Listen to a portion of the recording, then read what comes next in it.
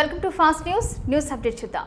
తిరుమల పుణ్యక్షేత్రంలో ఓ అనూహ్య సంఘటన చోటు చేసుకుంది. విధి నిర్వహణలో ఉన్న ఆర్టీసీ బస్సు డ్రైవర్ పై ఓ పోలీస్ కానిస్టేబుల్ దాడికి పాల్పడిన ఉదాంతం స్థానికంగా కలకలం రేపింది.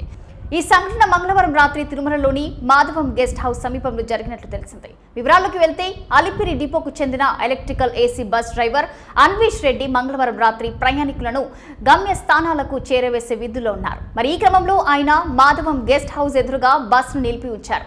ఆ సమయంలో అక్కడికి వచ్చిన బాంబ్ స్క్వాడ్ కు చెందిన ఓ కానిస్టేబుల్ డ్రైవర్ అన్వేష్ రెడ్డితో వాగ్వాదానికి దిగి అనంతరం దాడి చేశారు. ఈ దాడి దృశ్యాలు బస్సులో అమర్చిన సీసీటీవీ కెమెరాల్లో స్పష్టంగా రికార్డయ్యాయి. ఈ ఘటనపై ఆర్టీసీ డ్రైవర్లు, కార్మిక సంఘాల నాయకులు తీవ్ర ఆగ్రహం వ్యక్తం చేశారు. డ్యూటీలో ఉన్న తమ సిబ్బందిపై దాడి జరగడాన్ని తీవ్రంగా ఖండించారు. బాధితుడైన డ్రైవర్ అన్వేష్ రెడ్డి ఇతర డ్రైవర్లు మరియు ఆర్టీసీ యూనియన్ నాయకులతో కలిసి వెంటనే ఈ విషయాన్ని ఆర్టీసీ ఉన్నతాధికారుల దృష్టికి తీసుకెళ్లారు.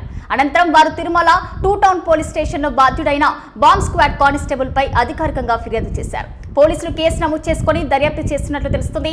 ఈ ఘటనకు సంబంధించిన సీసీటీవీ ఫుటేజ్ ని కూడా పోలీసులకు అందజేసినట్లు సమాచారం.